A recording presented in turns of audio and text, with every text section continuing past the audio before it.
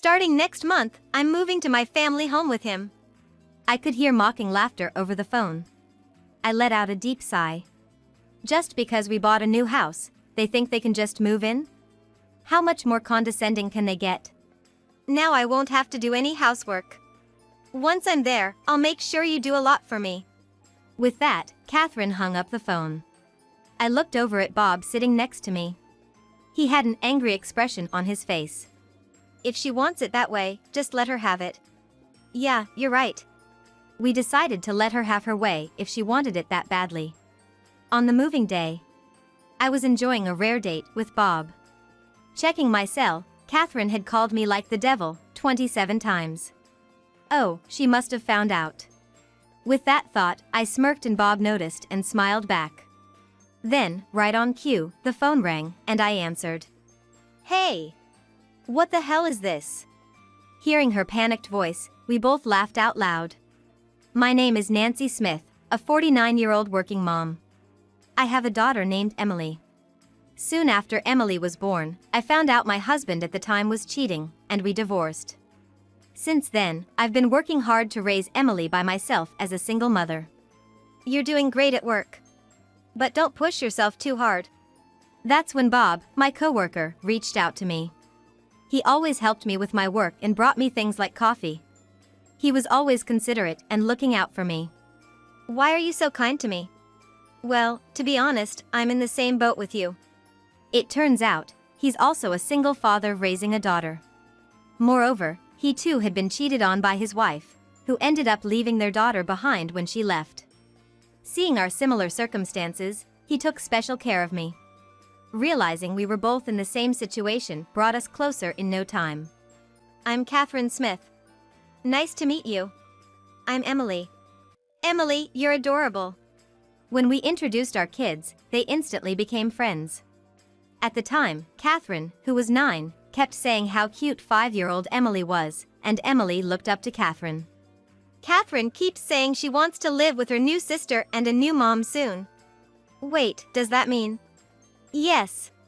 Will you marry me? With a little push from our kids, we got remarried. The two girls became as close as real sisters, and we believed we were building a warm and loving home.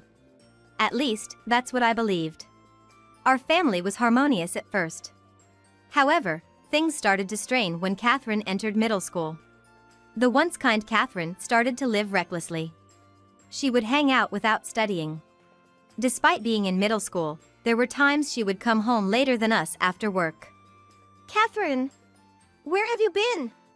None of your business. No matter how many times we asked or scolded, nothing changed, and she stubbornly refused to tell us where she went. Moreover, she began to blatantly disregard Emily. You'll probably fail your exams and lead a miserable life.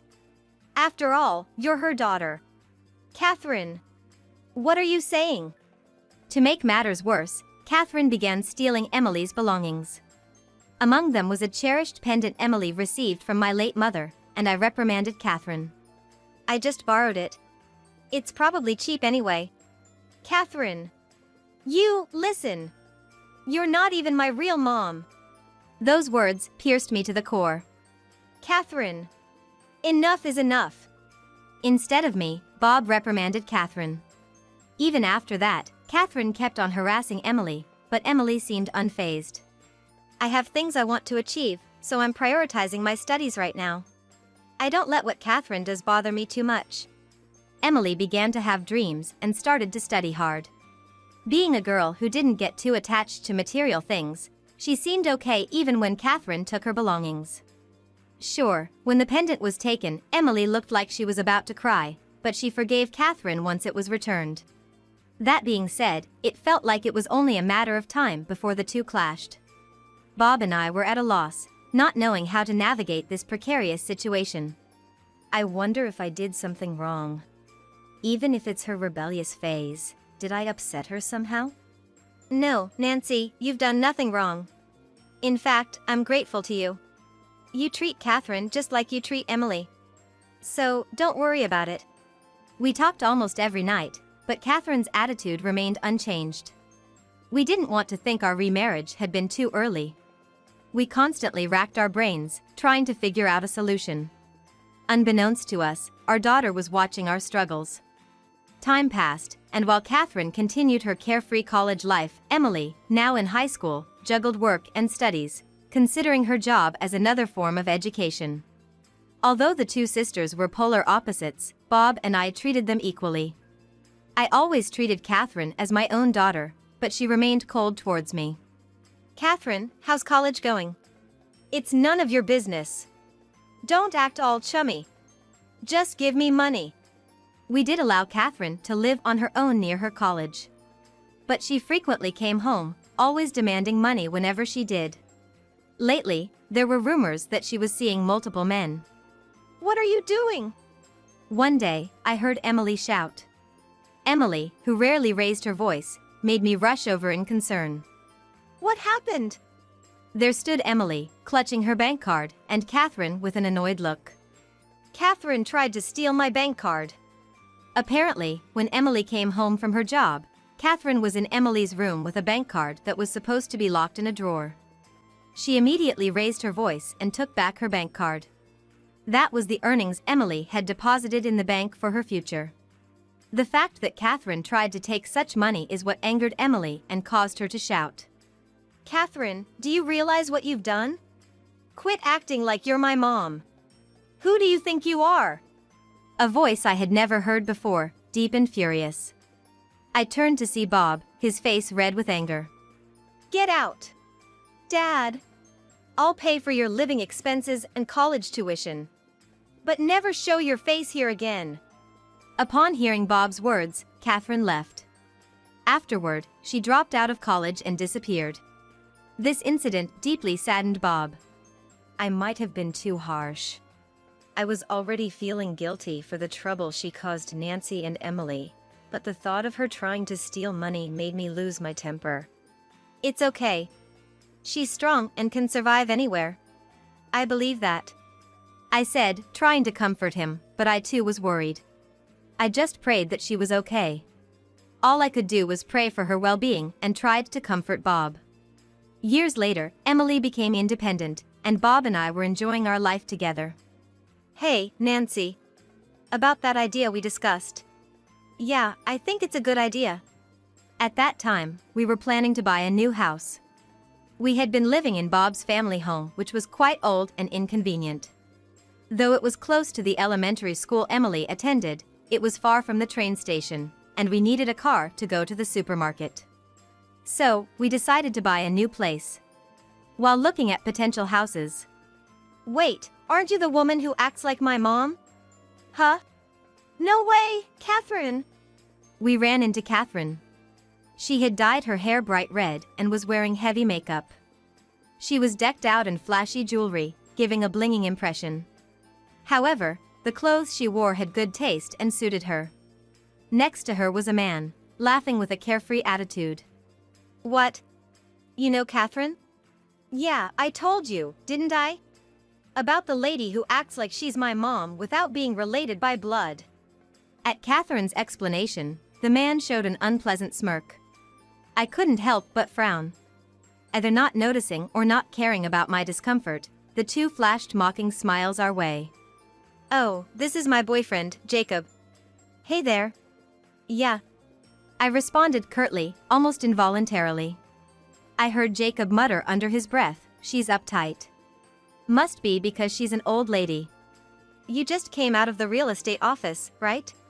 Yes. Good to see you're doing well. Sorry, I'm in a hurry. Saying that, I chose to distance myself from Catherine and her boyfriend. Feeling the weight of Catherine's intense gaze on my back as I walked away. A few days after that encounter, we finally purchased our new home. It was closer to work and within walking distance to the supermarket.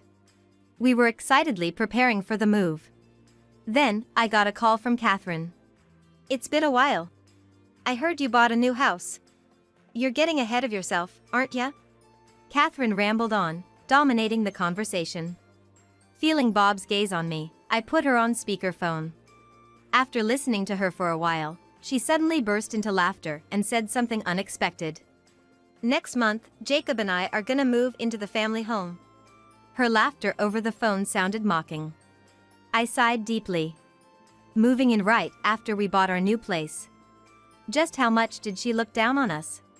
Now I don't have to do housework. When I get there, I'm gonna make you work hard. With that, Catherine hung up. I glanced over at Bob sitting beside me.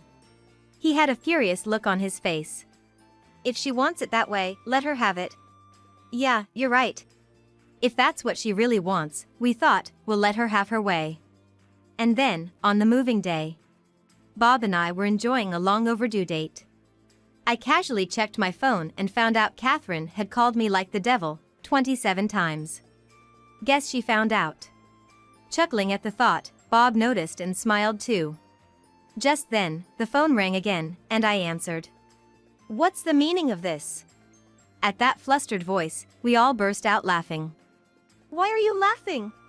Why is Matthew there? Well, Matthew is living with Emily now. The reason for Catherine's panic? Matthew, Emily's fiancé and Catherine's ex-boyfriend, was waiting outside the new house. Moreover, Matthew is also the elder brother of Catherine's current boyfriend, Jacob. Initially, Catherine dated Matthew. But when Jacob started hitting on Catherine, she quickly switched over, apparently defaulting on a debt she owed Matthew. So, while looking for Catherine's family members, Matthew made contact with Emily. They bonded over the trouble they'd both had with Catherine, and their relationship quickly evolved into an engagement. This time, since my parents, who always side with my younger brother and criticize me, tell me things like you're so narrow-minded or you're the older brother, you should give in, I would rather be with Emily's family than my family. So, with the intent of a fresh start, he's planning to become a part of Emily's family. When he came over to give his greetings and the topic of the new house came up, Emily and Matthew offered to cover half the costs if we'd allow them to live with us, and we agreed. With their financial contribution, we were able to buy a two-family home. Just after that, Catherine called, so we informed Emily and Matthew. And that's why they were there waiting. Hello? Mom? Then I heard Emily's voice coming from Catherine's end of the line. Apparently, Matthew quickly caught Jacob, but Catherine was trying to run and contact me when she was caught by Emily. We're fine over here. Enjoy your date with Dad. Yes, thank you. Hey! If you're a mother, help me! Just as I was about to hang up, I heard Catherine yelling. I let out a sigh. Why not ask your real mom instead of this pretend mom act? What? And then, I decisively ended the call. In truth, Catherine's attitude was a result of her mother's influence. Catherine's mother, Bob's ex-wife, had reached out to her when she was in middle school. It seems she was told a made-up story there. She was told things like, she stole Bob from me, and Emily was conceived when Bob and Nancy had an affair. Bob hadn't shared the true reason for their divorce with Catherine, saying she was too young to understand. So, believing her biological mother's words, Catherine began to despise us. Even if she was deceived by her real mother, it doesn't mean we should forgive her. Yeah, that's right. Helping her here won't be for her benefit. Besides, Emily told us to enjoy ourselves. Right. Let's enjoy a bit more. By the way, we're on a vacation.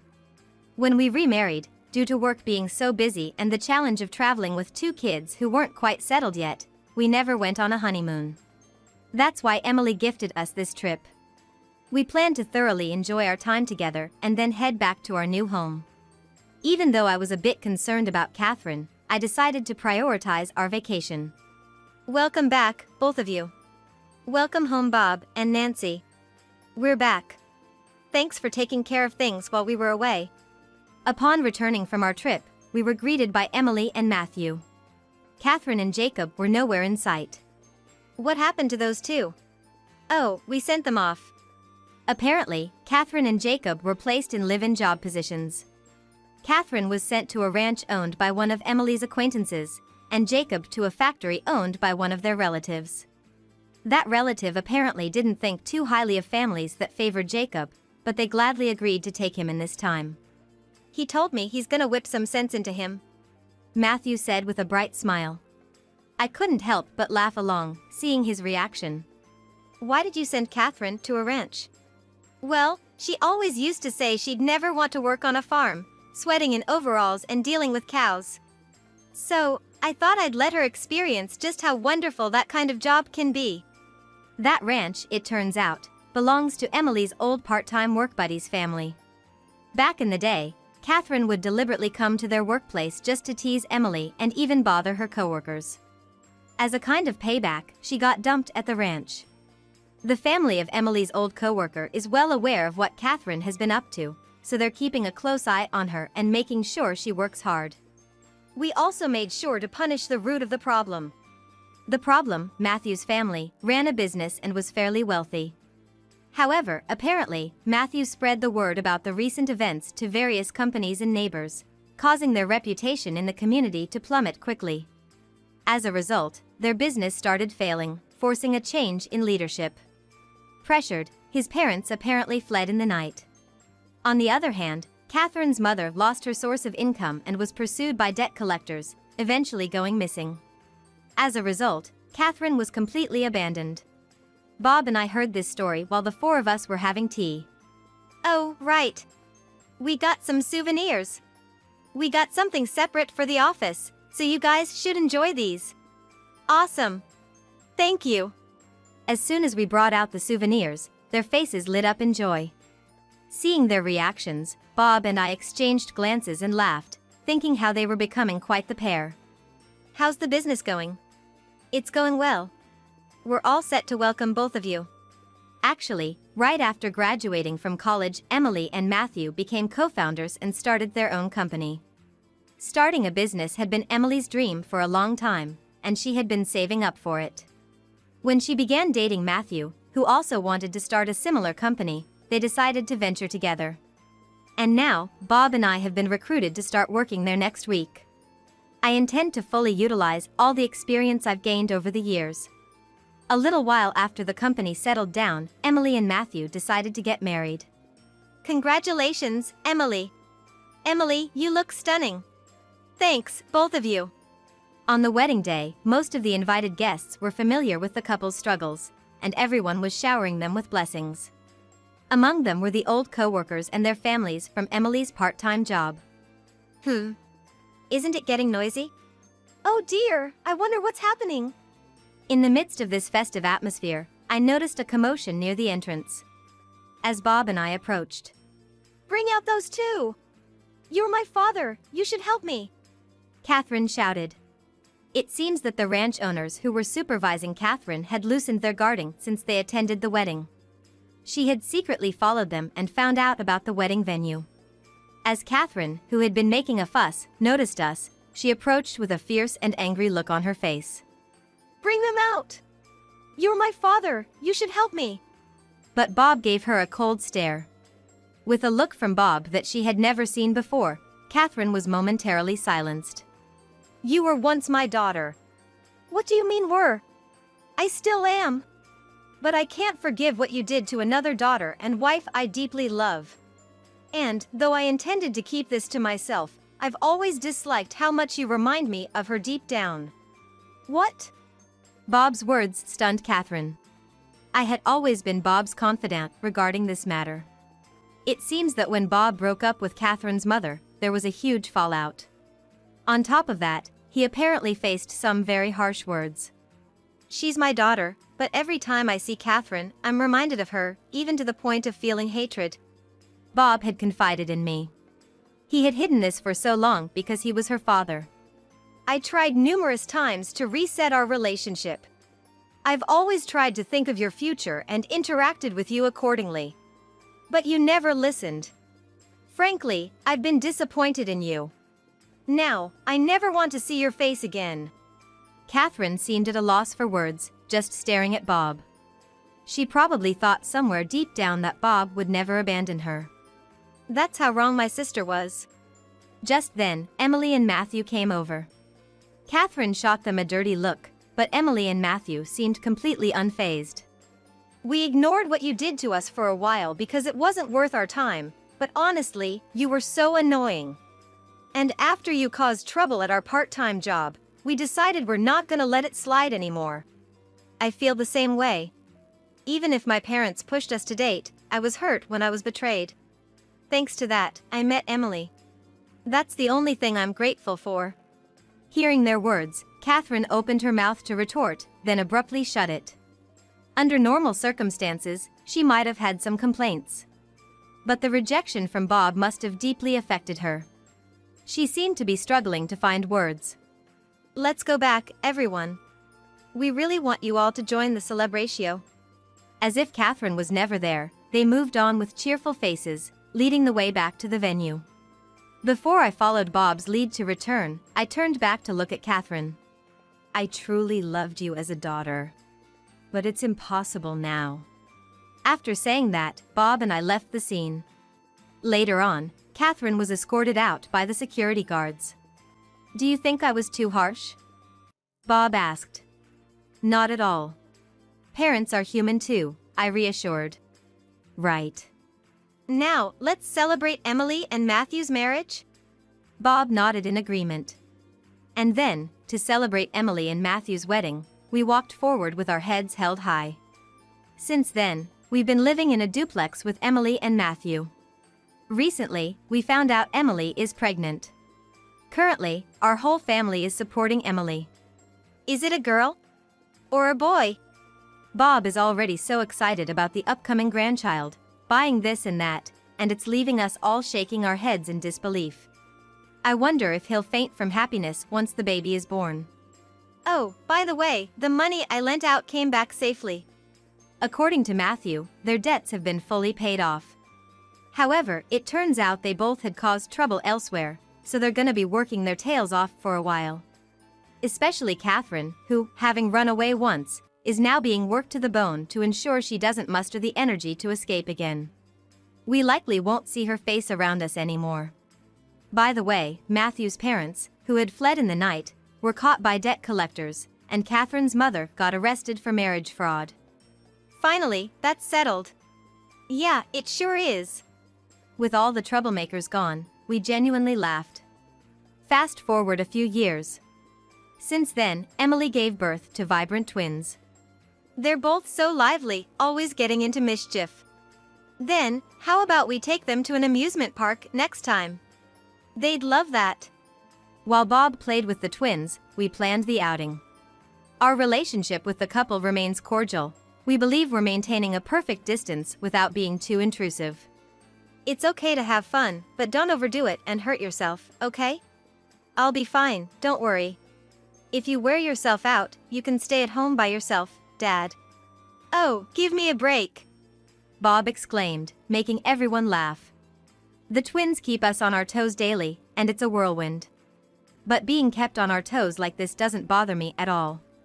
If she had been a bit more attentive to those around her, maybe she could have joined us in this happiness. "Nancy, promise you'll always be with me." "Of course, I will." Let's all continue to live in harmony as a family. Of course, we won't be a burden just because we're family and we'll always listen to each other.